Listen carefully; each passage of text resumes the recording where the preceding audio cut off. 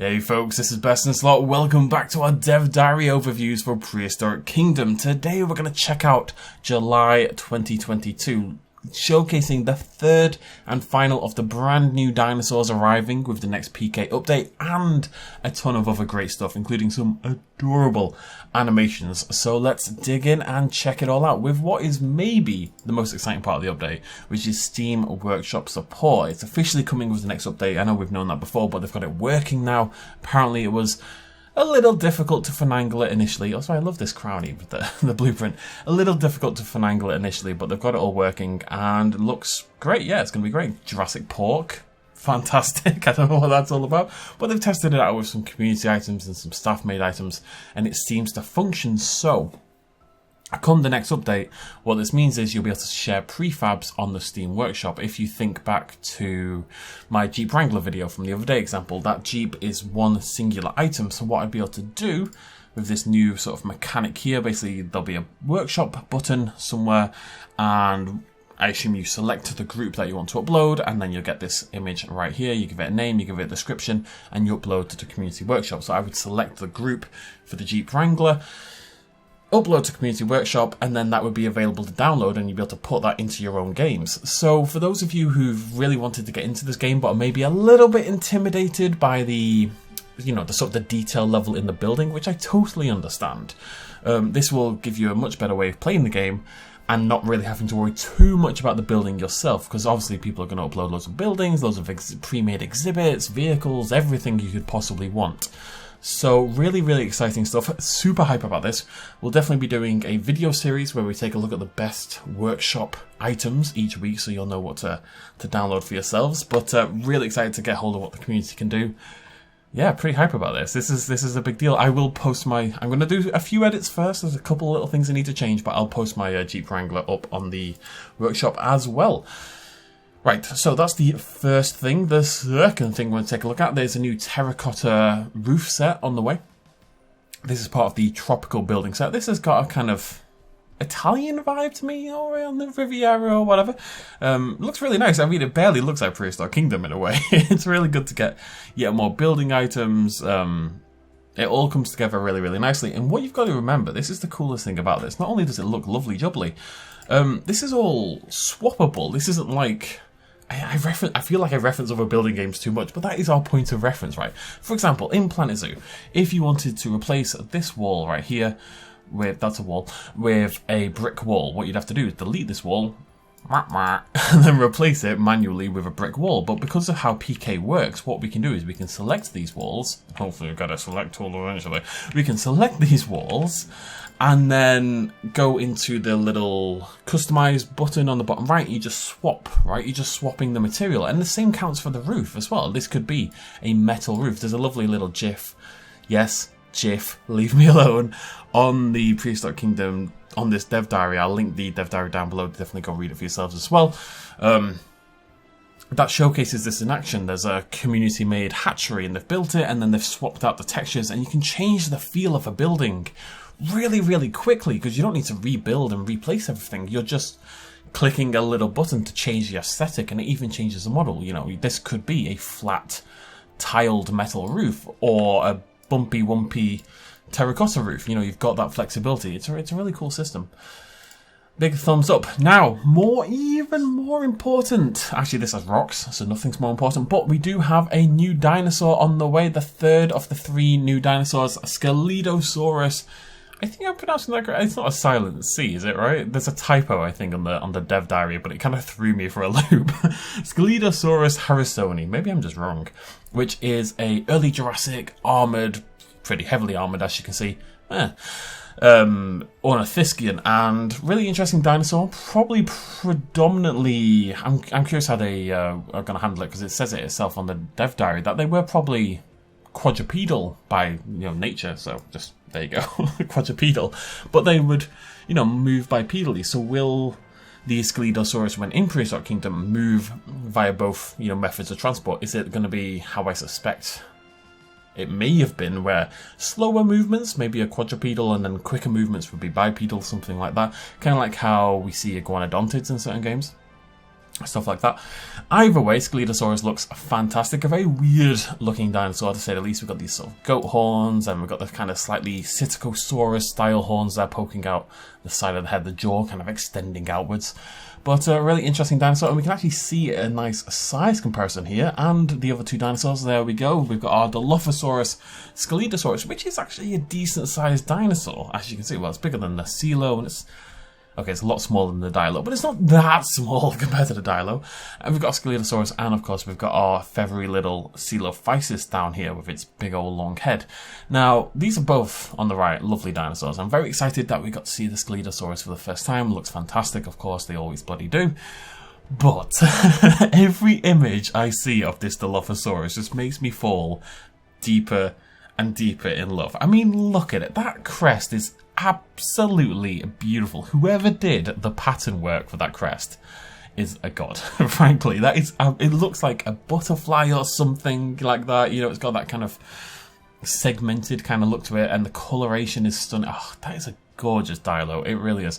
There's something about the Dilo that just translates really well to video games. Not that they're all lovely, alright? I'm in love with the Dilo. And I can't wait to build a Dilophosaurus exhibit when this update lands. And we'll definitely be doing that in our Jurassic Park build. I kind of want to do a normal build as well. We're going to think about that, but anyways, yet more to talk about. Where we're at. I realised today that I can copy this text directly. It's lovely. Where we're at. Currently the team is hard at work developing our next update. A number of important changes have been made, as well as fixing a number of issues such as the idle Triceratops and further save load reports. For the next update, we'd like to specify what we're actively working on and what needs to be finished in order for us to release it. So these are the things that need to be done for the next update to land. Animal info signs. 2D art assets for the info sign screen are complete. The 3D art, screen, frame, etc. is still yet to be made, but won't take long. Mainly just a box, you'd imagine. For now, we'll be releasing the animal info signs with temporary screenshots. In the future, they'll contribute to the guest education and need. Okay, so I mean, we kind of knew that. We know there's going to be things in the game that I can't remember, modules, I think is the name, where basically it's like a thing, and then there's a thing around the thing. You know what I mean? So, we talked about it a lot with the towers in the past. Like, you'll have a tower module, and then you can kind of build around it. I'm assuming these education signs are the same general idea. Main menu Redux. 3D art for the new main menu has been completed. That's interesting. I don't know that was on the way. All that remains is to set the scene up in engine and prepare our new background elements. This is not a must-have, and may be moved into following update if needed. Yeah, I mean, the main menu at the moment is perfectly fine. I don't think anyone would particularly take issue. Guest ethnicities. 3D art for new guest ethnicities has been completed, introducing new faces, skin tones, and hairstyles. They still need to be retargeted and integrated into the engine. Another batch of guest ethnicities. It's really warm and it's been a long day. Another batch of guest ethnicities will be added at a later date, which is cool, you know. I don't really have anything else to add on that. That's cool, yeah. We should have a nice wide variety of people, because that's both realistic and everyone gets to feel included. And feeling included is cool beans, because everyone watching this video is a massive dinosaur nerd, and that inevitably means you did not feel included at several points in your life. That's just the way it goes. Right, let's not get into that. So, I'm going to blow these up in a nice way, not in a violent way. But we're going to show you a couple little animations here, little GIFs. Now, these were quite small as per usual on the website, so I've scaled them up and they're going to look blurry as all hell, but that's not reflective of the actual quality, of course. But basically, they're showcasing another couple of animations. The dinosaurs are now going to have a lot more life to them, a lot more idling animations. The first one, we have this small theropod cleaning animation, so we're seeing it here on the unfeathered version of the Coelophysis, but I'm assuming it'll apply to the other small theropods in the game as... Are there any other small theropods in the game, actually? But, you know, going forward, more small theropods get added, say Velociraptor, for example. Maybe it'll exhibit the same cleaning animation. And this one's really nice, but this one's the winner. So we also have the large theropod rolling animation, which could be a cleaning thing, could be a little bit playful or something like that. We're seeing it with the T-Rex here. And I love this, because not only is the animation really good, because of course it is, not only is it adorable, because of course it is, and not only is the T-Rex model still absolutely fantastic, because of course it is, but, again, and we talk about this a lot on the channel, but seeing herbivores in the sort of violent situations is cool, but seeing carnivores, especially apex predators like the Tyrannosaurus Rex, exhibit silly, inverted commas, behaviour and we talked about this a lot with Prehistoric Planet, or more naturalistic, animalistic behaviour is a really cool thing. So seeing more of this in the game, you know, the T-Rex isn't just walking around eating everything in sight. It's not just a murder machine. It's a real animal that has a wide range of emotions and feelings and needs to talk to a therapist, and it's going to do its whole thing. So it's really nice to just see it being playful, or to see it rolling around and cleaning itself and just being a bit daft, basically. And I really like to see that with our large theropods in particular. A little last bit of information here. Guest AI. So this is another couple of things they're working on. Improved Guest AI is also on track to join our new species in the next big title update. So far, we've added the ability for a guest unit to explore, find a point of interest, i.e. binoculars and shops, use a point of interest and spend. So that's quite a big deal, actually. You're going to use your shops. For a long while now, our in-game economy has relied on a passive simulation rather than guests physically interacting with facilities and spending their cash. These changes, in addition to needs, will not only make guests appear more active, but will make our economy much more accurate to what visitors are actually doing. So at the moment, yeah, your money just kind of goes up naturally over time. I think it is based on your shops and stuff, but it's not a direct, it's basically you put a shop down, that's the amount of money you get no matter what, is what I'm taking from this, I guess. Either way, what this means is a guest will walk into a shop, they will buy a churro, there's always churros at places like this, and you will get churro money, which, you know, given it's a theme park, is probably about 20 bloody quid. So yeah, things like economy will matter. Performance improvements. Performances for the modular rendering system have immediately improved with the addition of bounds and shadow culling. Ooh. Shadow culling sounds like a cheesy, like a sci-fi novel or something. Shadow culling, the Skyfire Chronicles or something. I don't know what bounds are in this situation. The modular rendering system.